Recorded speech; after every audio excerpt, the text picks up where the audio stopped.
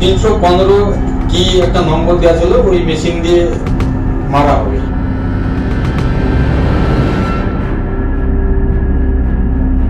মারার পর কিভাবে পিছনে পড়বে সেইভাবে সব ছবি দিয়ে দিয়েছে। পড়ার পর কিভাবে বেডে তুলবে, হসপিটাল নিয়ে যাবে, সমস্ত ছবিগুলো সব দিয়ে দিয়েছে।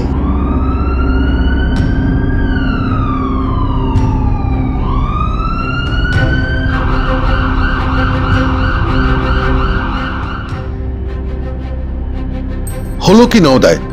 হরিহর ব্লক দিয়ে ঘেরা মাত্র 231 স্কোয়ার কিলোমিটার নওদা ব্লকেই গত 7-10 দিন ধরে ঘটে যাচ্ছে নানা কাণ্ড। কখনো শাসক দলের প্রত্যক্ষ মদতে চলছে গুলি, কখনো গোষ্ঠী কোন্দলে মৃত্যুর হুমকি পাচ্ছেন শাসক দলের পঞ্চায়েত সদস্য, আবার কখনো বা সক্রিয় জঙ্গিদের স্লিপিং সেলের হদিশ মিলছে এই নওদাতেই।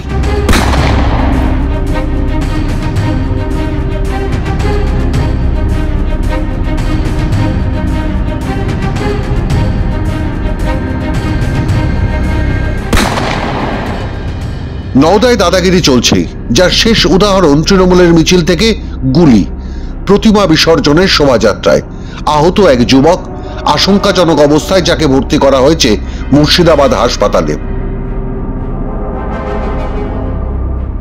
করলো আমি জানি না, ওখান থেকে তুলে মেরেছে আমাকে।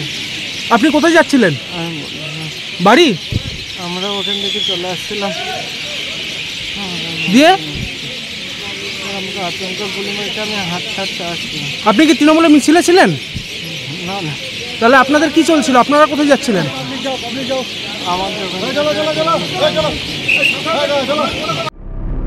জানা গেছে শনিবার বিকেলে যখন প্রতিমা বিসর্জনের শোভাযাত্রা যাচ্ছিল, সে পথেই চলে আসে তৃণমূলের মিছিল। শোভাযাত্রার কারণে মিছিল আটকে যাওয়ায় প্রথমে বচসা, তারপরে মিছিল থেকে চালানো হয় গুলি। একবার নয়, দুবার। তৃণমূলের নওদা ব্লকের সভাপতি স্বীকার করেছেন যে মিছিল থেকেই গুলি চলেছে। এটাই জানার জন্য যে গাড়িটা স্পিড কতটা ছিল, কোন জায়গাটায় হয়েছে, কোন দিক থেকে গুলি চলেছে, গাড়ি স্টার্ট বন্ধ হয়েছিল কেন, এই কারণগুলোর জন্যই ডাকা হয়েছে। হ্যাঁ। না না না না, কি করে বুঝবো? হঠাৎ করে যদি এরকম প্রত্যেক দিন আসা যাওয়া করি, প্রতিদিনই তো এরকম ভাবেই পাপাইকে বাড়িতে নামিয়ে দিয়ে আমরা ঢুকি। কটার সময় ঘটনা ঘটেছে? এই 11:30 11:40 এরকম টাইমে হবে। আমরা এই পাপাইয়ের ওখানে একটা বাড়ি আছে, ওখান থেকে আমরা আসছি। গাড়িটা কি বন্ধ হয়ে গেছিল? এখানে বন্ধ হয়েছিল বলতে কি, আমরা ব্রেকটা মানে একটা বিভৎস আওয়াজ প্রথমটাই, একটু থতমত খেয়ে গাড়িটা বন্ধ করে ফেলেছিলাম, যা হয় আর কি। সেই সমস্ত বিষয়গুলো জানবো। হ্যাঁ, ওগুলো দেখলাম গাড়ি চালিয়ে আপনাকে দেখাচ্ছে। হ্যাঁ হ্যাঁ, একটু দেখাতে বললো আইসি সাহেব বললেন যে একটু ডেমো করে দেখাও। হ্যাঁ, ওরকমই। দুটো তৃণমূলের নেতারা, তাদের অধিকার আমাদের সকল থেকে বেশি, তাই তাদের জন্য রাস্তা খালি করে দিতে হবে। খালি করাতে রাস্তা দেরি, সঙ্গে সঙ্গে চলেছে গুলি। মানে পুলিশের কাছে, পুলিশ অফিসারদের কাছে সকলের কাছে আধুনিক অস্ত্র থাকে বলে আমার জানা নাই, কিন্তু তৃণমূলের নেতাদের কাছে সে ছোট বড় সব অস্ত্রের কোনো কমি নেই।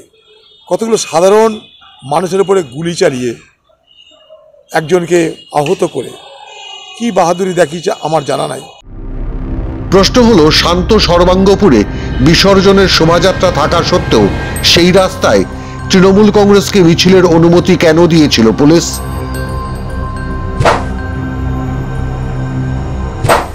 এর ঠিক দুদিন আগে মধুপুর গ্রাম পঞ্চায়েতের তৃণমূল সদস্য মনিরুল ইসলামের বাড়িতে পৌঁছে দেওয়া হলো সাদা থান, গোলাপ জল, ধূপকাঠি, গুলি, হুমকি পোস্টার এবং কিছু প্রিন্ট আউট ছবি, যা বুঝিয়ে দিচ্ছে কার্যত অন্ত্যেষ্টিক্রিয়ার সামগ্রী।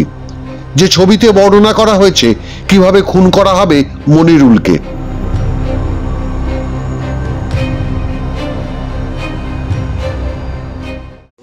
কাগজে লেখা ছিল ওয়ার্নিং বলে, ওয়ার্নিং, লাস্ট ওয়ার্নিং কি এরকম একটা লেখা ছিল।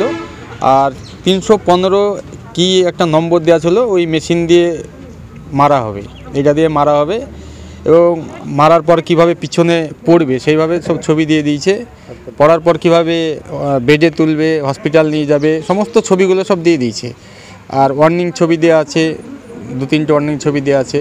তারপরে ডেট মৃত্যু হয়ে যাবে কিভাবে সেটাও ছবি দিয়েছে, মানে মারা হবে এটাই হচ্ছে হুমকি এরকম। সাদা কাপড় আর সঙ্গে সাদা কাফন, গোলাপ জল, যেগুলো মুসলিম সমাজে লাগে, ব্যবহার লাগে, সেগুলো সবই দেওয়া ছিল। মৃত্যুর পর যেগুলো লাগে। কত বড় আতঙ্কে আছেন? হ্যাঁ, আতঙ্ক তো হওয়ারই কথা, যা এইসব খবর তো শুনিনি, টিভিতেও শুনিনি কোনোদিনও, যেটা আজকে দেখলাম নিজে। সিনেমায় দেখা যায়। আতঙ্ক অনুভব তো অবশ্যই হবে, হওয়াটা স্বাভাবিক। আমি চাইছি তদন্ত হোক এবং যারা যুক্ত তাদের কঠিন শাস্তি হোক। পুলিশকেও জানিয়েছি এটা তদন্ত হওয়া দরকার আছে, আমার পর হয়তো অন্য কাউকে টার্গেট করবে তারা, তো এটা তদন্ত হওয়া দরকার আছে এবং তাদের শাস্তি পাওয়া দরকার আছে।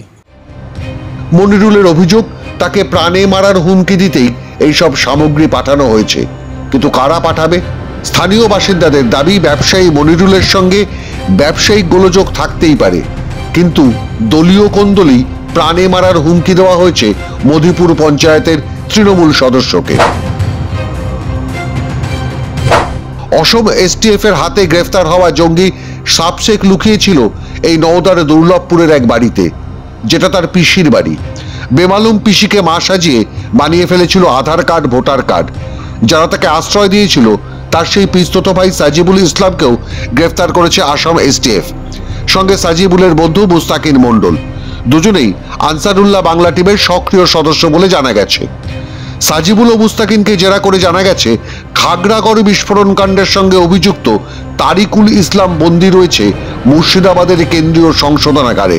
জানা গেছে জেলখানার ভিতর থেকেই অপারেট করা হচ্ছিল এই জঙ্গি নেটওয়ার্ক। মুর্শিদাবাদ জেলা জুড়ে তৈরি হচ্ছিল জঙ্গি বাহিনীর স্লিপার সেল, যাতে ডাক পড়লেই দ্রুত অ্যাকশনে নামতে পারেন জামাত জঙ্গিরা, যাদের অনেকেই বাংলাদেশ থেকে এপার বাংলায় এসে আশ্রয় নিচ্ছে বহুদিন ধরেই। শুধুমাত্র গত বছরের অগাস্টের পর থেকে নয়, বরং অগাস্টের পর একটু বেশি সক্রিয় হয়ে উঠেছে এই এবিটি জঙ্গি বাহিনী।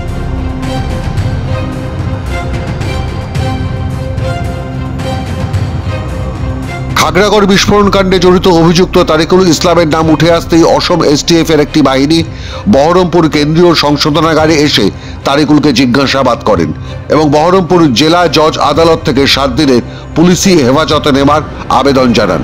আদালত আবেদন মঞ্জুর করলে তারিকুলকে অসম এসটিএফ জিজ্ঞাসাবাদের জন্য ট্রানজিট রিমান্ডে নিয়ে যায়।